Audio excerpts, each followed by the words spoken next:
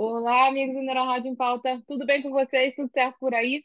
Hoje eu estou aqui, dia 27 de março de 2024, para falar de um dia especial, do dia de conscientização sobre a neuromielite óptica. Estou com a camisa do Março Verde, que é o mês de celebrar o dia que nós temos para essa doença, para poder discutir, para poder trazer aqui a público todas as discussões que existem de como fazer o diagnóstico, de como fazer o tratamento, de como abordar esse tipo de doença, das pessoas que têm essa doença e de quando a gente tem que pensar. E você que está aí desse lado pensando, mas eu não tenho isso, eu não tenho nenhum sintoma desse. Que doença é essa? É uma doença rara, é uma doença pouco falada e que, graças ao Março Verde, ao dia 27 de março, tem tido cada vez mais notoriedade na sociedade, entre os médicos, entre os pacientes. E é importante a gente saber tudo isso para poder ajudar. E se você não sabe como ajudar já vendo esse vídeo, clica nesse vídeo, dá sua curtida, deixa o seu comentário. Isso aí faz com que o YouTube veja mais a gente e aí ofereça mais pessoas. Compartilhe o link. Se você já viu alguém que tem esse tipo de sintoma, se o seu médico já falou sobre essa possibilidade, se você que é médico quer saber mais informações ou quer dar informações a alguém, também não deixe de compartilhar o link. É bastante importante que essa informação chegue a muita gente, para todo mundo conhecer a doença, para ela ganhar visibilidade, porque ganhando visibilidade, ela ganha um diagnóstico. E ganhando o diagnóstico, o tratamento é iniciado e isso salva a vida, dá melhor condição de vida. Então, a pessoa não perde a visão, a pessoa pode não perder os movimentos, pode não ter as síndromes cerebrais que são tão importantes também. Então, hoje, nesse vídeo, e eu vou chegar mais pertinho da tela agora, a gente vai falar sobre neuromielite óptica e sobre o diagnóstico dessa doença, que na verdade tem passado por uma grande reviravolta nos últimos anos. Sim, a gente saiu de um espectro de esclerose múltipla, uma doença que hoje a gente já sabe que é completamente diferente, estão em polos completamente opostos, deixou de ser uma representação da esclerose múltipla para ser uma doença onde a gente conhece a fisiopatologia, onde a gente entende que é o astrócito, uma outra célula que compõe o sistema nervoso central que está doente, onde a gente entende que tem um autoanticorpo que está ali destruindo o tecido cerebral e que isso vai fazer todo o dano que a gente vê na doença. E quais são esses sintomas que a gente tem que ficar tão alerta, que tem que ser divulgado para os pacientes, que tem que estar na cabeça dos médicos para pensar frente a um paciente quando identifica uma pessoa com perda visual com neurite óptica ou uma pessoa com perda do movimento, com mielite, como a gente chama. Então, existe uma série de testes físicos que podem ser feitos para determinar se é mielite ou não. Muitas vezes o clínico geral faz essa abordagem inicial, muitas vezes vai para o ortopedista porque acha que é uma perda de movimento, pensando em hérnia. Muitas vezes vai para o neurocirurgião também. Então, não só o neurologista tem que estar envolvido nessa luta, todas as classes médicas que também passam por possibilidade de identificar esse paciente. O oftalmo, quando vai avaliar a visão. Então, eu recebo exame de vários médicos diferentes que passam também por essas especialidades e a gente vai lá e faz o diagnóstico da mielite extensa, a gente vai lá e faz o diagnóstico da neurite óptica e tem que obrigatoriamente sugerir isso no laudo também. Então, você que é radiologista não está fora dessa conversa.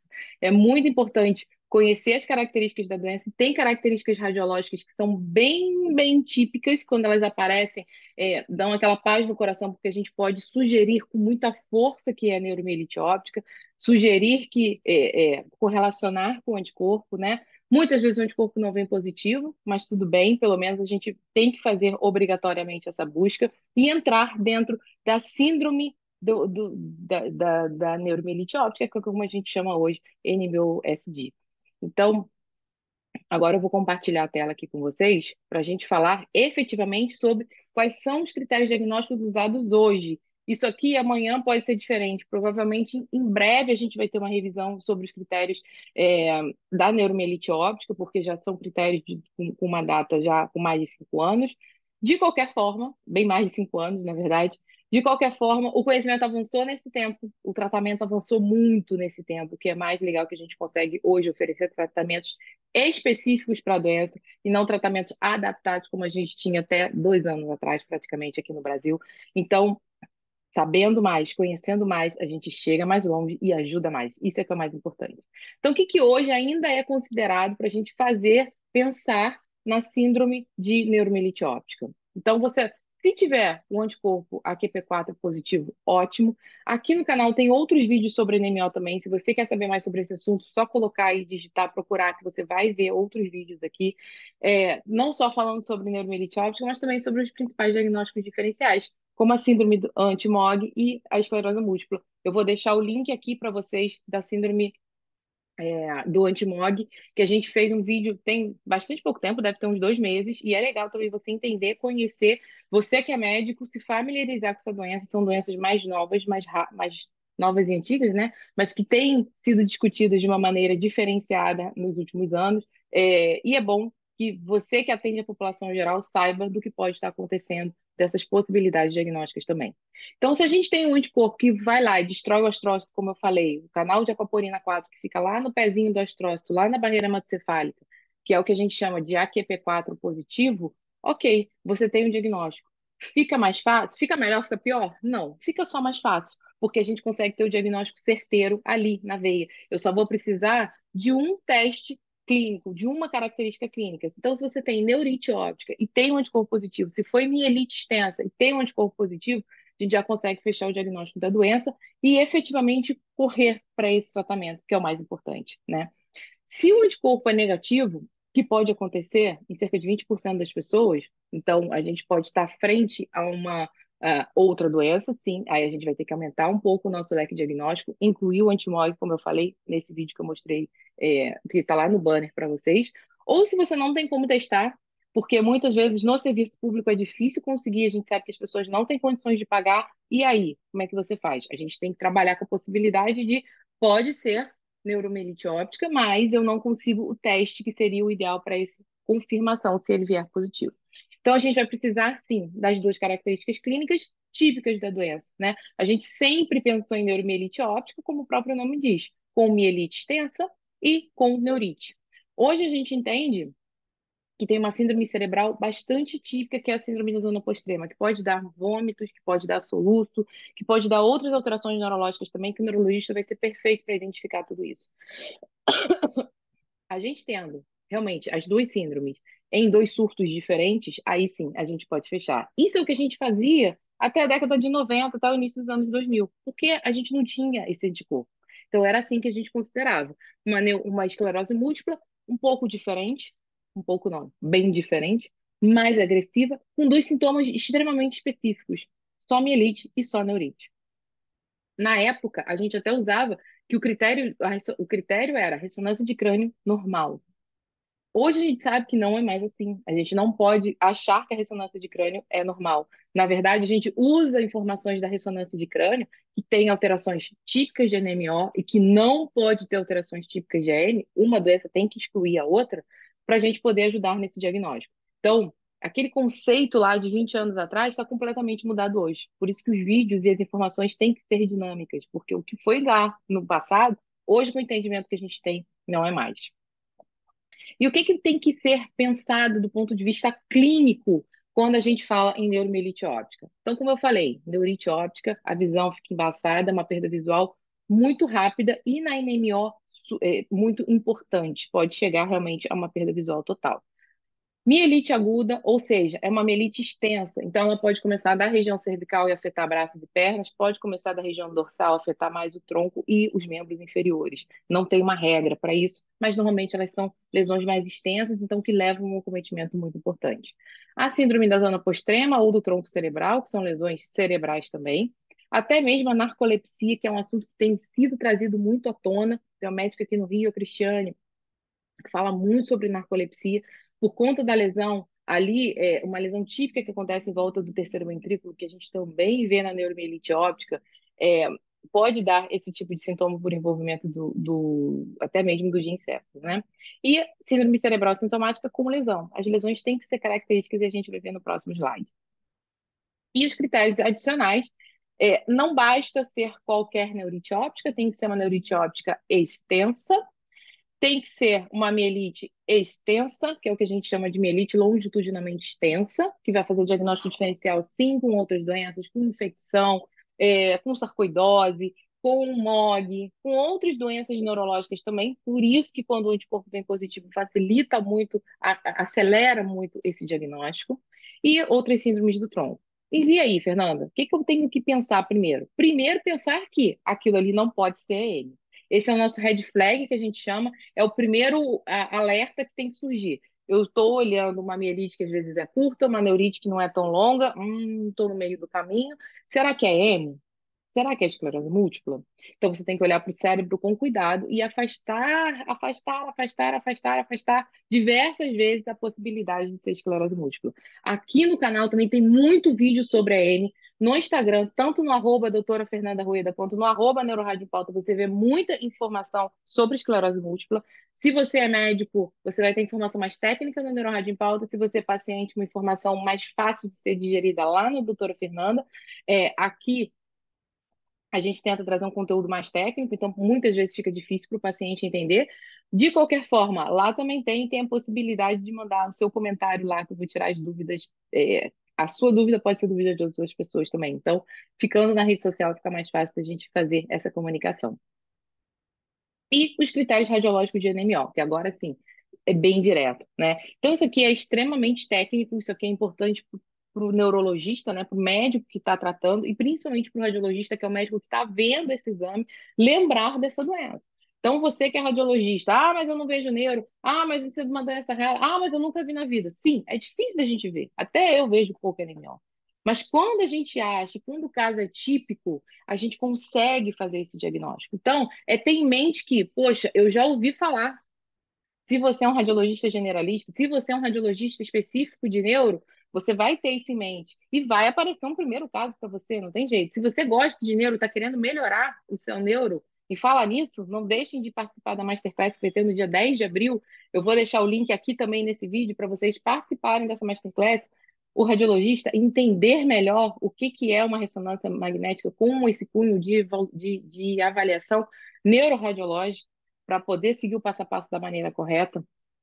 Se você está nesse momento de vida, você tem que conhecer a doença. Porque conhecendo a doença, você faz o diagnóstico. E quem faz o diagnóstico ajuda o paciente. Esse que é sempre o nosso objetivo dentro da medicina. Então, o crânio, lesão de área postrema, onde é onde não postrema, a gente vai ver. Em vez de a gente passar ponto a ponto aqui, vamos passar caso a caso? Então, o que é que a gente tem que ver? A mielite extensa, a mielite que tem mais de 3 corpos vertebrais de extensão. Aqui a gente tem cerca de 4 corpos. Pode ter um realcezinho meio estranho pelo meio de contraste, não tem nada típico de realce.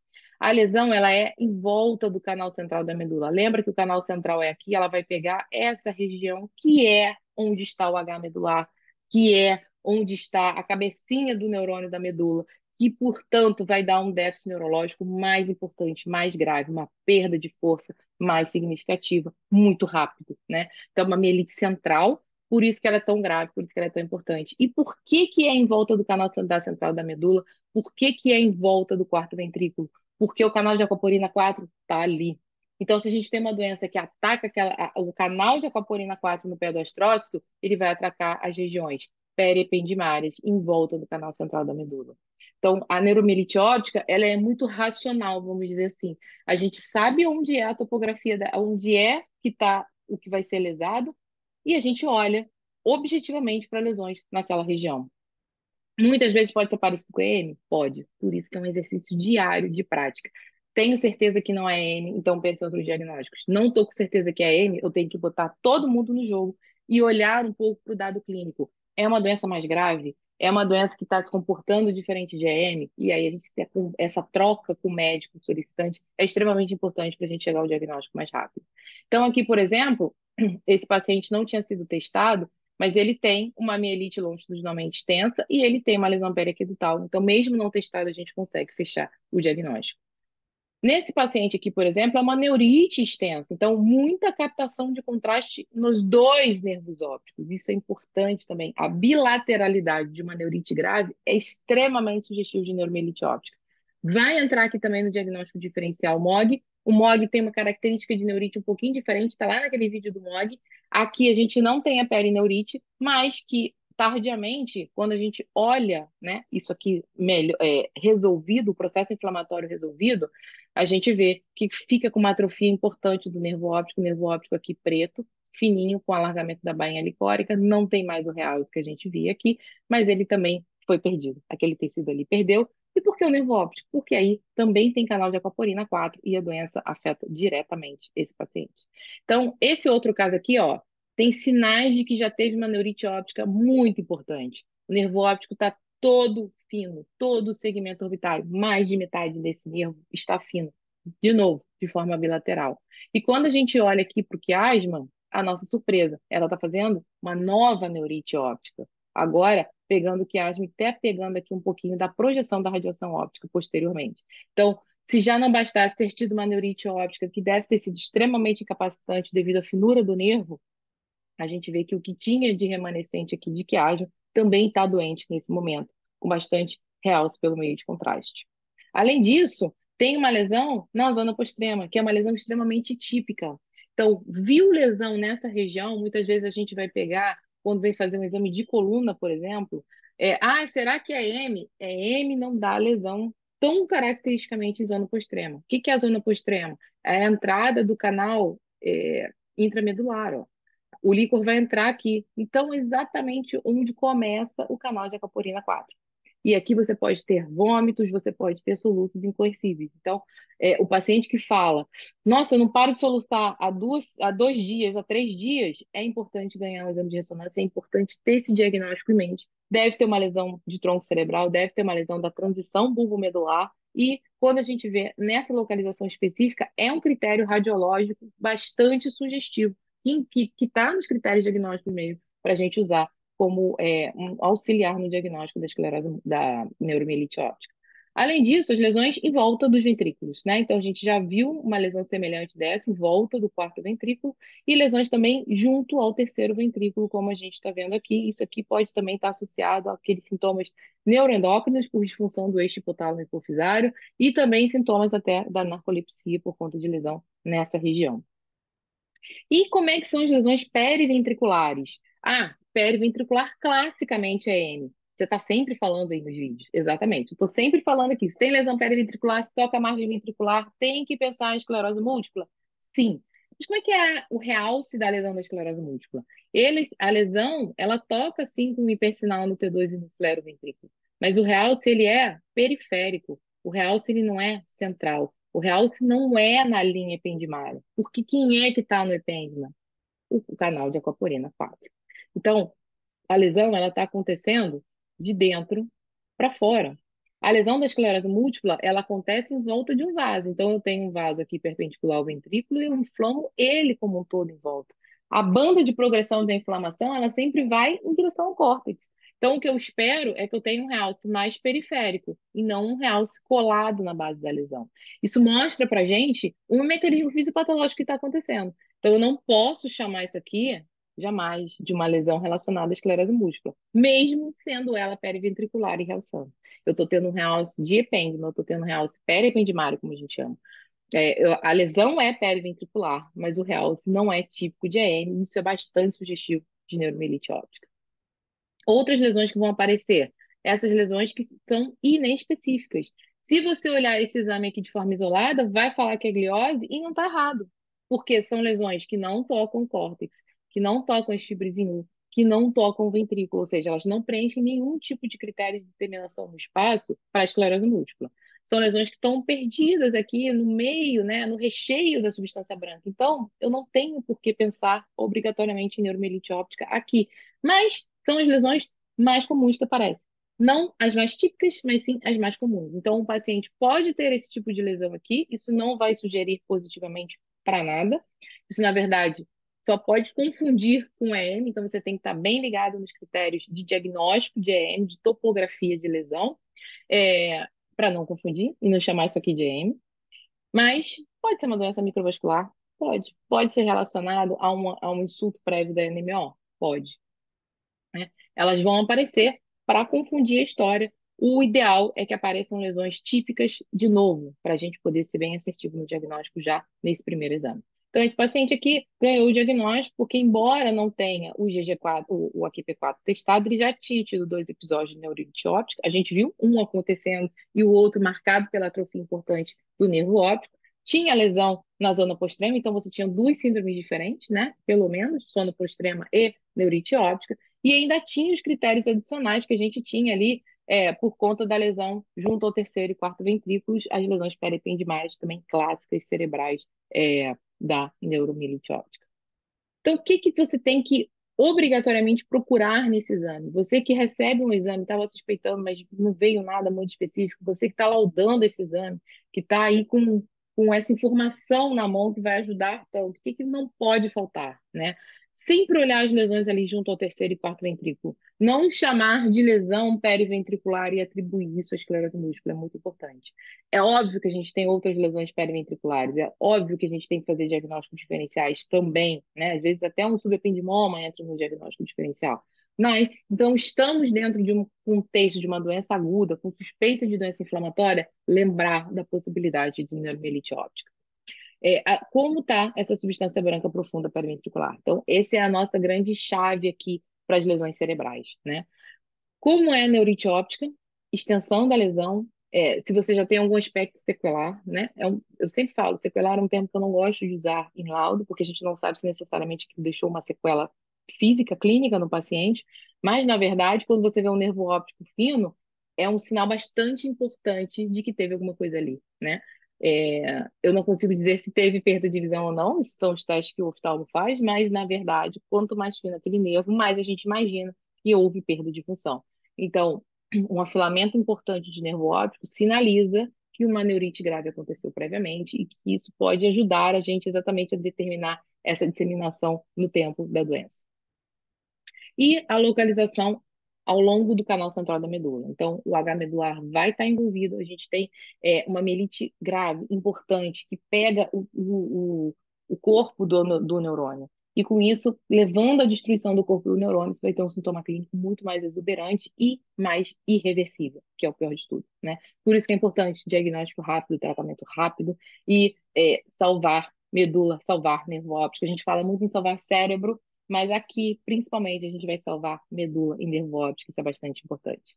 Então, no vídeo de hoje, a gente falou um pouco sobre critérios diagnósticos da neuromielite óptica. E no dia da conscientização nacional sobre NMO, é super importante a gente levantar essa bandeira, levantar essa possibilidade diagnóstica para quem é médico e não é o conhecedor desse tipo de doença, né? Não é um neurologista, por exemplo, não é um neuroimunologista, para o radiologista que não é um neuroradiologista específico, que vê muito exame de tudo. Então, importante ter em mente que mielite longitudinalmente extensas, neurites ópticas graves, lesões cerebrais que são estranhas, que não são típicas de EM, mas que o paciente vem com aquele quadro de que é uma doença inflamatória do sistema nervoso central, é uma doença desmielinizante. Então, pensar que a gente não está frente a EM, que existem diagnósticos além desses, que existem doenças raras e anemia é uma doença rara, e que isso tem que estar na nossa cabeça para poder fazer o diagnóstico o mais rápido possível.